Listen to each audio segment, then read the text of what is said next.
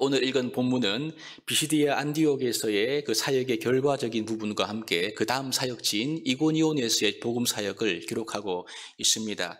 이 두 사역의 공통점을 꼽으라 한다면요. 먼저는 회당을 중심으로 바울과 바나바가 복음을 전하고 있는 것을 보게 됩니다. 바울과 바나바 역시 유대인이었기 때문에 그들이 가는 곳마다 유대인들이 모여 있는 회당을 찾아서 거기서 안식일에 함께 예배를 드리면서 그 시간에 복음을 전했는데요.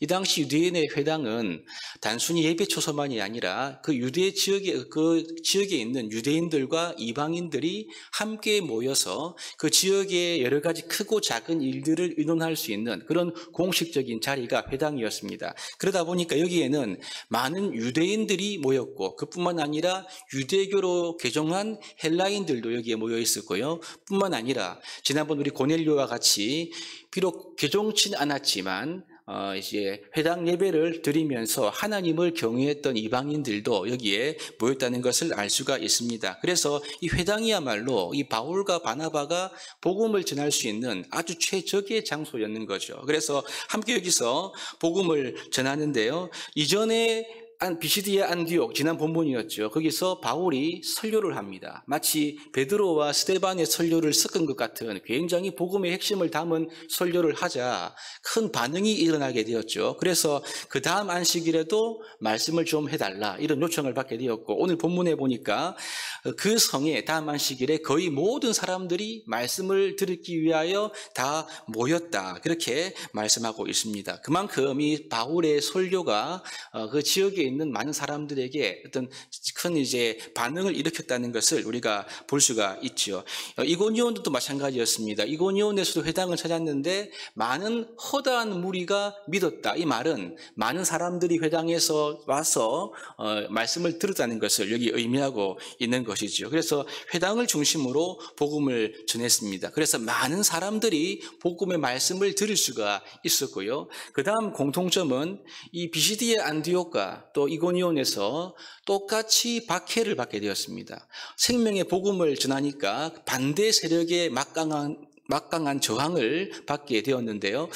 가만히 보시면 이 반대의 주역은 주로 유대인들이었는데 이고니온에 가서는 이방인들도 가세해서 이 바울과 바나바의 사역을 반대하는 그런 일을 우리가 함께 볼 수가 있습니다. 또한 공통점은 마지막으로 많은 이방인들이 이제 복음을 듣고 하나님을 믿는 이런 결실을 가져오게 되죠. 이것은 사도행전에서 기록하고 있는 대로 땅끝까지 복음이 증거되고 있는 그런 모습을 보여주고 있고 지금 이 바울과 바나바가 전도 여행을 와서 선교하면서 이방인들에게 복음을 전하는 것을 하나님께서 굉장히 기뻐하시고 하나님의 뜻임을 우리에게 밝혀주고 있는 부분이라고 우리가 이 부분을 볼 수 있습니다. 여러분, 근데 우리가 오늘 함께 이 두 본문을 읽으면서 주목해야 될 부분은요, 이것입니다. 바울이 생명의 말씀, 복음을 선포했을 때 거기에는 명과 암이 뚜렷하게 구분되더라는 거죠. 분명히 명암이 있습니다. 복음 말씀을 기쁘게 받아들이는 그룹이 있고 그와 반면에 그것을 받지 않고 시기하고 비방하고 모욕하고 박해하는 그룹이 있다는 것을 보게 됩니다.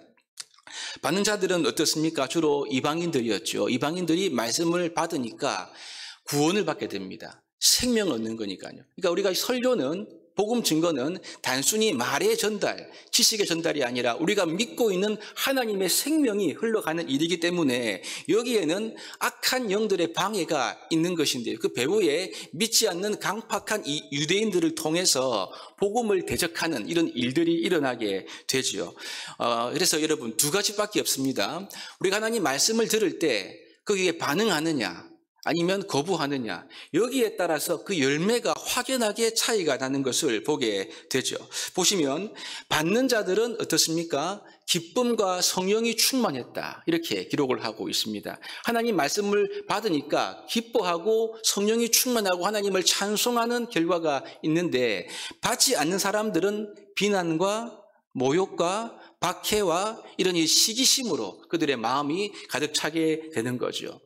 여러분 오늘날 우리의 신앙생활에는 이런 박해라는 것이 사라졌기 때문에 그렇게 큰 박해를 많이 우리가 이제 외적인 박해를 느끼지는 못합니다. 그럼 우리의 신앙이 우리의 믿음이 어떻게 바르게 가고 있는가를 알 수가 있을까요? 하나님의 말씀을 우리가 들었을 때 그 말씀을 통해서 우리 안에 기쁨이 있는가? 하나님의 말씀이 내 마음에 있는 모든 부정적인 감정을 녹이고 우리의 심령에 기쁨과 힘을 주고 있는가? 아니면 말씀을 듣고 머리로는 좋고 이해는 되는데 우리의 마음에 여전히 시기가 남아있고 아니면 비방하고 비난하고 그 인간적인 이런 마음들이 남아있다고 한다면 그것은 우리가 말씀을 듣고 바른 신앙생활을 하지 않는 것으로 볼 수가 있죠. 이것은 하나님께서 우리에게 이제 이렇게 말씀을 주시는 분명한 교훈이라고 생각됩니다. 여러분, 우리가 하나님 말씀 앞에서 자신을 돌아보기를 바랍니다. 하나님 말씀을 들을 때 이 말씀이 나에게 오늘도 기쁨이 되고 있는가, 생명이 되고 있는가, 이것이 우리의 부정적인 감정들을 정화하는 그러한 능력으로 역사하고 있지 않다고 한다면 우리는 실질적으로 말씀을 거부하는 자리에 있지 않는지 자신을 돌아보아야 하는 것이죠. 우리가 지식적으로 동의하는 것과 내가 전인격적으로 이것을 따르는 것은 별개의 문제라고 볼 수가 있거든요. 사랑하는 여러분, 오늘 이 말씀을 우리가 기억하면서 사도 바울이 선포했던 복음에 두 가지 명과 암이 갈렸던 부분을 기억하면서 오늘날 박해는 비록 없지만 우리가 하나님의 말씀이 우리 안에 열매를 맺어야 됩니다. 기쁨이 되고 찬송이 되고 감사가 될 때 우리 어제 말씀대로 변화가 되고요. 그래야 소망이 있는 것이 아니겠습니까? 오늘 하나님 말씀 우리가 마음에 받으면서 이 말씀이 하나님 말씀 마음에 우리가 말씀을 들을 때마다 이 말씀이 우리 안에 변화가 되게 하여 주옵소서. 기쁨이 되게 하여 주옵소서. 하나님의 말씀에 나의 모든 감정과 인격이 녹아내리기를 원합니다. 이러한 소망을 가지고 아버지 앞에 나아가는 저와 여러분 될 수 있기를 주님의 이름으로 축복합니다.